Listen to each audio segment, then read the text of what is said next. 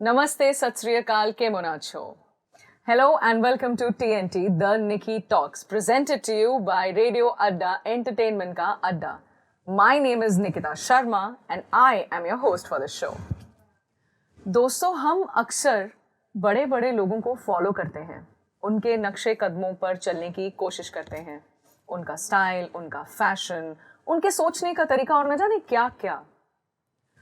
आपको पता है, ये सब हम इसलिए नहीं करते क्योंकि हम ये करना नहीं जानते या हमें आता नहीं है, मगर हम शायद ये इसलिए करते हैं क्योंकि हम जानते हैं कि कहीं ना कहीं वो एक राह बना चुके हैं और हम उस पर चल के अपनी लाइफ को थोड़ा सा आसान बना सके, या फिर यूं कहूं कि हम उनसे इंस्पायर होके कुछ उनकी तरह बन सकें। लेकिन क्या हम ये जानते और समझते भी हैं कि हम खुद भी अपनी लाइफ के कितने बड़े हीरो हैं? सोचिए सोचिए, सोचने वाली बात है, बस नजरिए का फर्क है। इस शो पे हम कुछ ऐसे लोगों से, इनफैक्ट कुछ ऐसे आम लोगों से मुलाकात करेंगे जो अपने आप में बहुत खास हैं, ट्रस्ट मी, जिन्होंने न जाने कितने उतार चढ़ाव के बावजूद जिंदगी का डट कर सामना किया है और अपने आसपास के लोगों को कितना इंस्पायर किया है। इस शो पे हम कुछ ऐसी पर्सनालिटी से भी बात करेंगे जिन्होंने अपने अपने फील्ड्स में महारत हासिल की है और अब वो दूसरों की भी मदद कर रहे हैं कि किसी तरह उनके लाइफ के चैलेंजेस वो आसानी से फेस कर सकें। ऐसी ही एकदम खास शख्सियत से हम आज मिलेंगे जो अपनी फैसलों के खुद मालकिन तो हैं ही, मगर साथ ही अपनी फैमिली की जान भी है। इन्होंने अकल्ट की दुनिया में इस कदर अपना कदम रखा है कि ना सिर्फ अपनी खुद की बल्कि दूसरों के लाइफ को भी आसान बनाने का मानो बीड़ा उठा लिया हो। तो स्वागत है गुजरात जामनगर अंबानी जी की धरती से सीधे मुंबई रेडियो अड्डा के स्टूडियो पर, presenting to you Mrs Anjali Purohit, यानी कि न्यूमेरो अंजलि पुरोहित। आपको जानकर ये खुशी होगी कि ये एक न्यूमरोलॉजिस्ट तो है ही, साथ ही साथ इन्होंने अकल्ट की दुनिया में इतनी सारी मोडालिटीज़ पे महारत हासिल की है कि मैं क्या कहूँ। वो तो उनके साथ जब हम बात करेंगे तभी हमें पता चलेगा। So let's welcome Mrs Anjali Purohit. Welcome ma'am to TNT, the Nikki talks, presented by radio Adda, entertainment का अड्डा। फाइनली आज हम ये इंटरव्यू कर पा रहे हैं। पिछले 4 महीने से मैं इनको ट्रैक कर रही हूँ, मगर आज मुझे जाके ये मौका मिला। So I am so grateful to you कि आप आए। Thank you Nikita, thank you and thank you radio Adda for calling me here. It's a मुझे यहाँ प्लेजर। बुलाने और ये मौका देने के लिए बहुत बहुत शुक्रिया। A pleasure ma'am, thank you so much.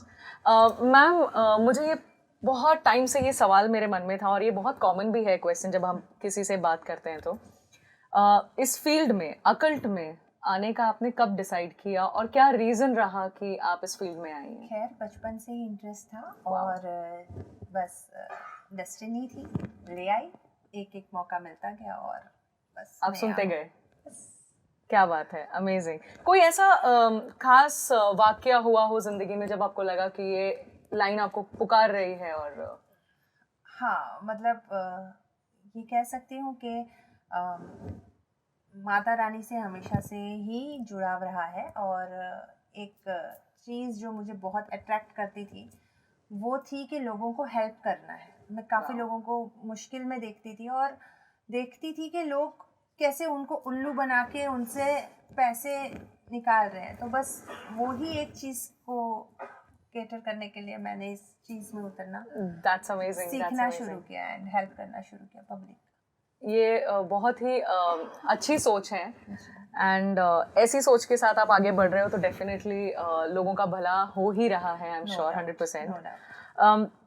क्या आप मुझे ये भी बता पाएंगे कि आजकल ये टॉपिक बहुत ज़्यादा ट्रेंडिंग है और बहुत लोग इसको फॉलो कर रहे हैं, नंबर्स के पीछे अब दुनिया थोड़ी सी क्रेजी हो रही है, ट्रेंडिंग है। तो मैं जानना चाहूँगी कि एग्जैक्टली न्यूमरोलॉजी क्या है and why do you think कि पिछले कुछ सालों में ये पीक पे आया है ये टॉपिक, ऐसा क्यों? देखिए, नंबर्स की एनर्जी होती है और नंबर्स आपको अट्रैक्ट करेंगे ही करेंगे। ये आप जब पैदा होते हो उस वक्त से लेके आप मरते हो तब तक ये नंबर्स आपके साथ जुड़ते हैं। मैम एक्चुअली मुझे तो नंबर्स कभी अट्रैक्ट नहीं किए क्योंकि मैं तो हमेशा स्कूल में फेल होती थी मैथ्स आप में। नंबर्स को अट्रैक्ट नहीं कर रहे, लेकिन Right. नंबर्स आपको नहीं अट्रैक्ट कर रहे, नंबर्स को आप जी, अट्रैक्ट जी, कर रहे हो। जी। तो फ्रॉम वेरी बर्थ जब तक आप मरते हो तब तक आपके room number, bed number, okay number, roll number, okay घर नंबर, सारे ही नंबर्स आपके लाइफ में जुड़ते चले जाते हैं। आपकी डेट ऑफ बर्थ सबसे ज़्यादा इंपॉर्टेंट, आपका नेम नंबर का, यही सारे नंबर्स आपके लाइफ में कहीं ना कहीं इफ़ेक्ट करते हैं। तो नंबर्स जब आपको इतना अट्रैक्ट कर रहे हैं, मतलब इतना इफ़ेक्ट कर रहे हैं, तो कहीं ना कहीं वो आएंगे ही आपकी लाइफ में, कहीं ना कहीं वो आपको अपनी इम्पोर्टेंस दिखाएंगे ही। तो ये लास्ट ईयर जो अकल्ट का ईयर था, नंबर 7, उसने इस चीज़ को और बूम किया। लोगों ने इसको, सोशल मीडिया ने और सब चीज़ों ने, reels and Instagrams and YouTube, ये इतना पॉपुलर हुआ कि पब्लिक तक पहुँचे। जो चीज़ ऊपर के लेवल तक थी वो एकदम नॉर्मल कॉमन पीपल तक पहुँची है और अब वो इसका पूरा फ़ायदा उठा रहे हैं। ओके थोड़ा सा रिफ्लेक्ट कीजिएगा कि एग्जैक्टली न्यूमरोलॉजी है क्या? न्यूमरोलॉजी साइंस है नंबर्स की। हर नंबर की अपनी एक फ्रीक्वेंसी, एक कैरेक्टरिस्टिक्स होता है, एक पावर होता है जो वो आपकी लाइफ पे इम्पैक्ट करता है।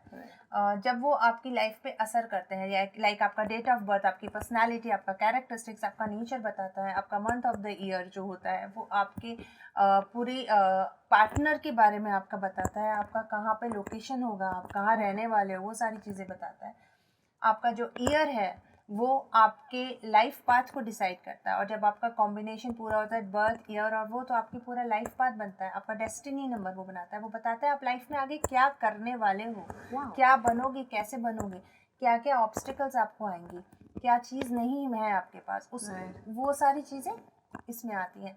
तो यस, हम उस चीज़ को स्टडी करते हैं। उस स्टडी करने के बाद जो उसके कैरेक्टरिस्टिक्स निकल कर आए हैं उनको पूरा एक साइंस बनाया गया है। और इस तरीके से so ma'am for our viewers, ये मैं जानबूझ के नहीं कर रही हूँ क्योंकि मैं आपसे बात कर रही हूँ, ये प्रिविलेज मुझे मिला है।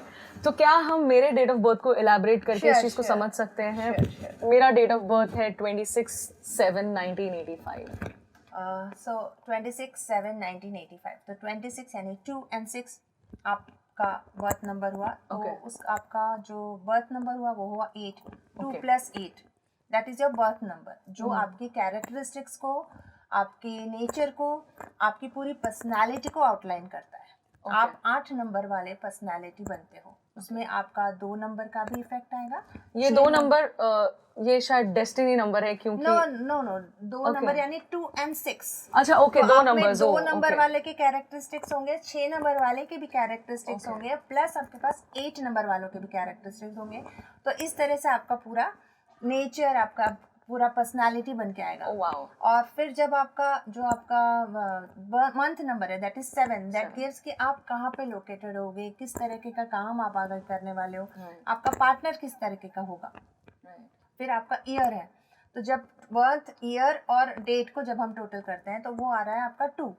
राइट। तो वो है आपका डेस्टिनी नंबर। वो आपको कौन सी फील्ड में आप आगे जाने वाले हो, कैसे आप अपना लाइफ पाथ पूरा डिसाइड करोगे, क्या आपका सोल पर्पस है, वो सारी चीज़ें वो आपका डेस्टिनी नंबर बताता है। तो इस तरह से आपका 8 नंबर से आपका कैरेक्टरिस्टिक्स आ गया, 2 नंबर से आप लाइफ में आगे क्या करना, जैसे अभी आप मीडिया लाइन में हो and 2 number is very much related to media. आपके इसमें 2 बार 2 आ रहा है, तो आप बोलने में अच्छे हो, आप दिख रहे अच्छे हो, आप नो डाउट आप जिस जगह पर हो, this is related to 2 number. और 6 number is for entertainment, creativity, glamour. तो वो आपको देख के दिख ही रहा है। Thank you so much, I am honoured. But numbers इतना इम्पोर्टेंस रखते हैं हमारी लाइफ में, ये हमें पता ही नहीं था। But thanks to the universe कि ये पिछला साल, जैसे कि आपने बताया, नंबर 7 का ईयर था, स्पिरिचुअलिटी का था। So we are all lucky in that वे।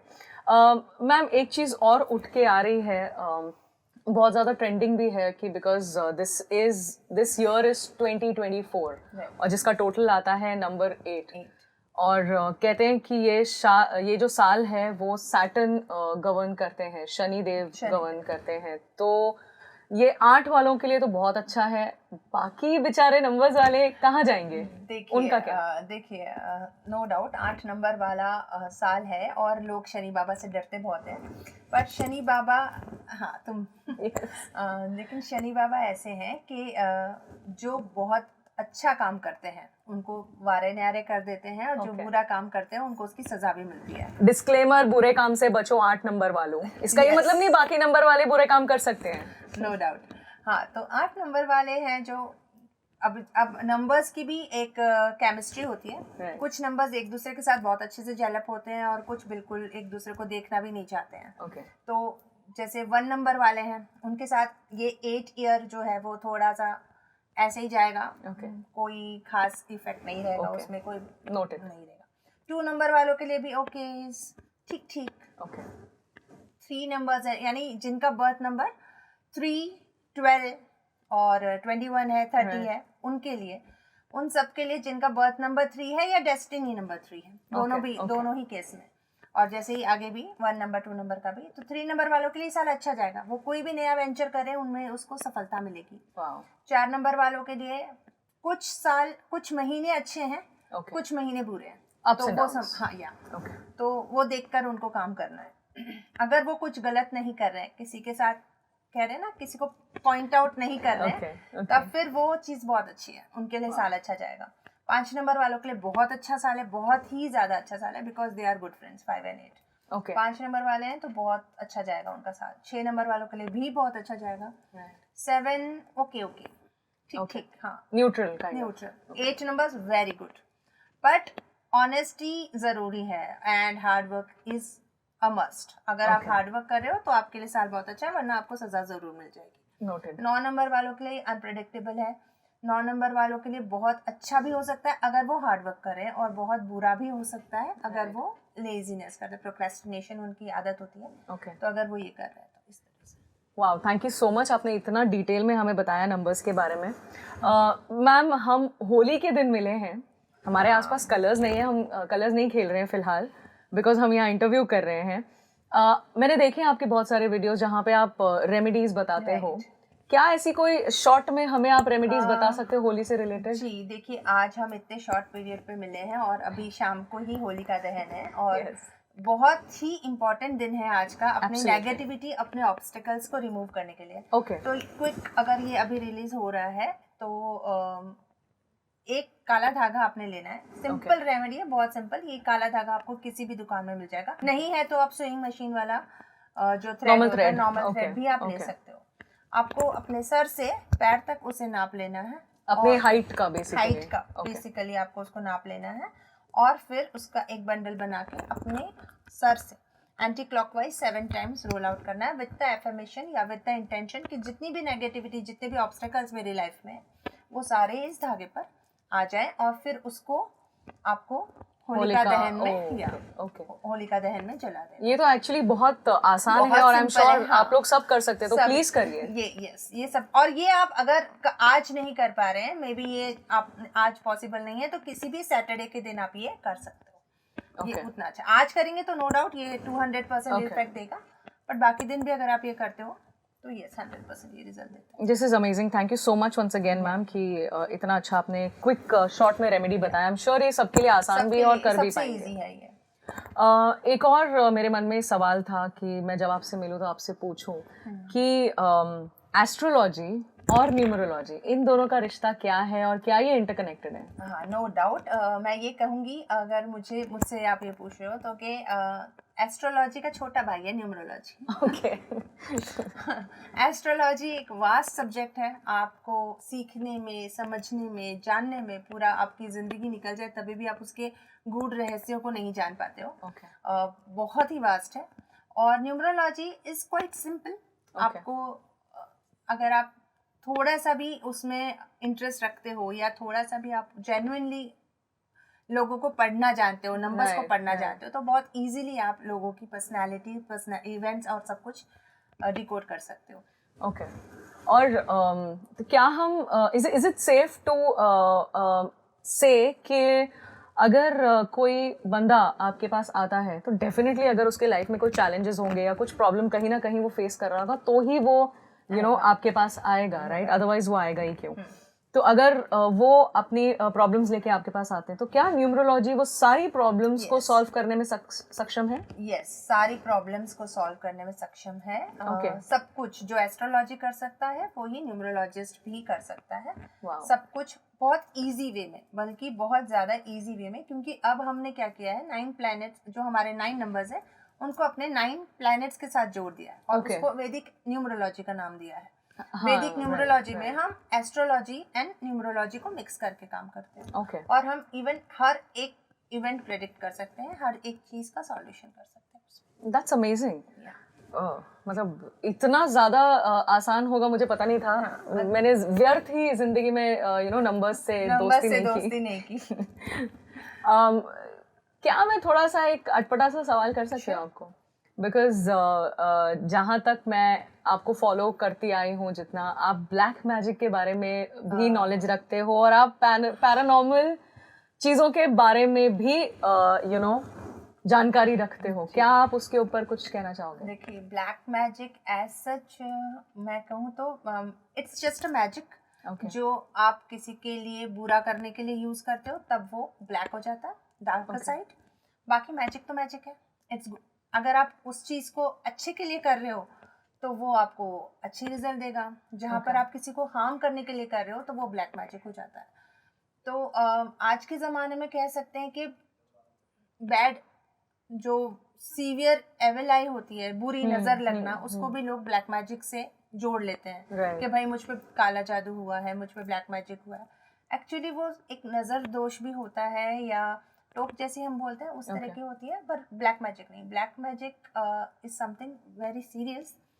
तो हाँ, अगर आप किसी को हार्म करने के लिए कोई जादू कर रहे हो तो वो ब्लैक मैजिक में आता है। बट आप भी कह सकते हैं कि उतना सीवियर नहीं आपको उसको लेना चाहिए।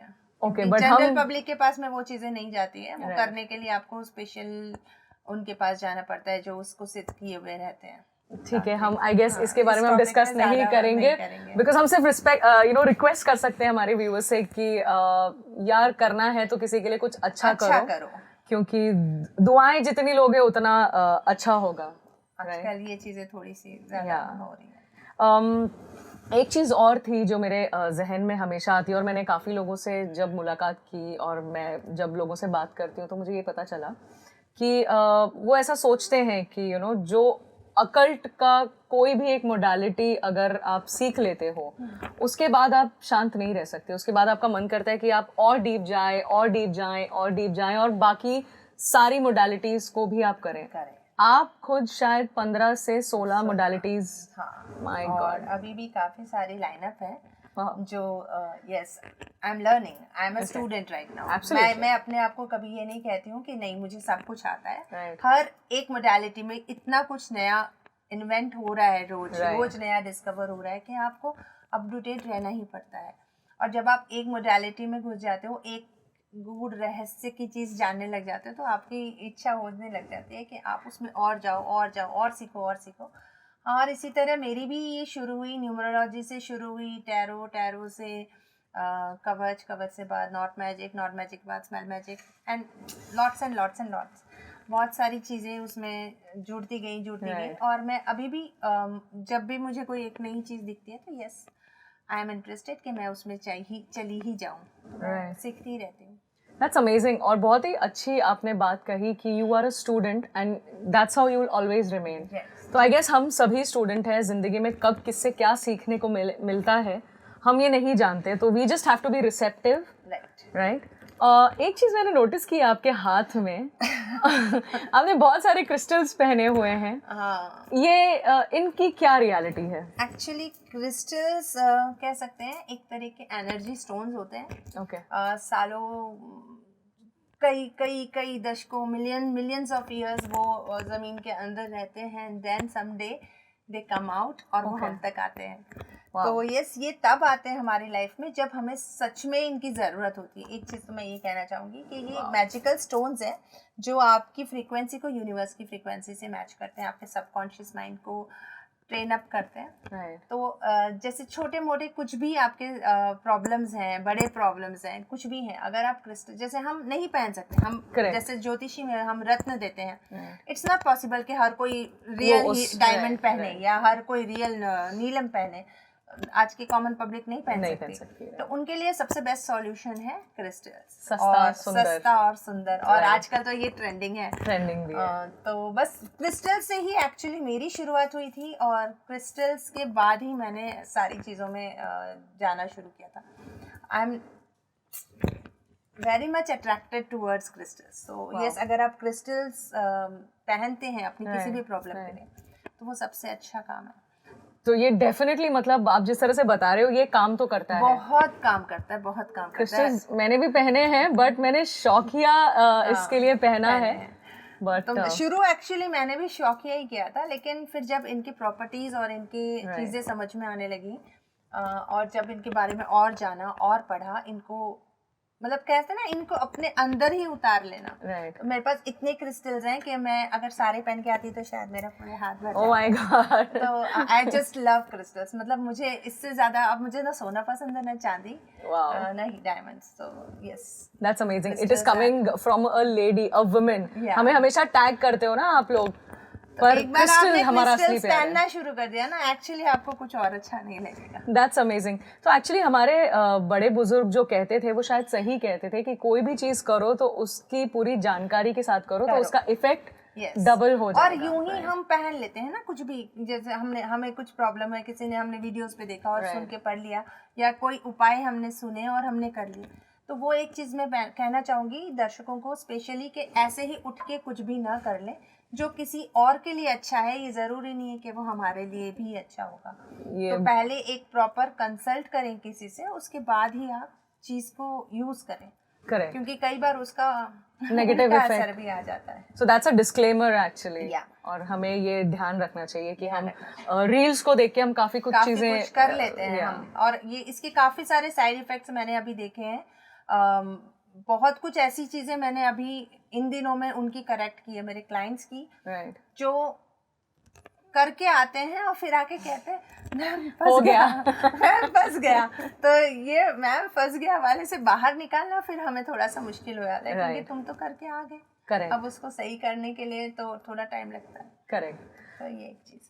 That's amazing ma'am, it was wonderful. आपने जितना भी हमें कम टाइम में इतनी चीज़ें, नंबर्स के बारे में एक्सप्लेन की है, अकल्ट के बारे में एक्सप्लेन की है। मैं जानती हूँ आपके पास टाइम कम है, और मुझे एक्चुअली पैरानॉर्मल पर इनसे बात करनी थी, बट वो अभी पॉसिबल नहीं होगा। वो शायद अगले वक्त के लिए हम रखेंगे। उनके पास बहुत सारी तो बहुत बड़ा टॉपिक है, Right. और शायद हम डेली बेसिस पे ये चीज़ फील करते हैं, Right. बट हम उस चीज़ को कभी नोटिस नहीं कर पाते कि हमारे आसपास क्या चीज़ है, Right. क्या चीज़ नहीं है। वो जिनको फील होता है तभी फील। मैम यहाँ कुछ नहीं है ना। We are safe, we are safe. Yes, we are safe. But thank you so much, ma'am, for giving us this opportunity to host you at Radio Adda Entertainment ka Adda, Thank you and so much. we are simply honored. Thank you so much, Thank you so much. for giving us your valuable time. Thank you. Thank you. Thank you.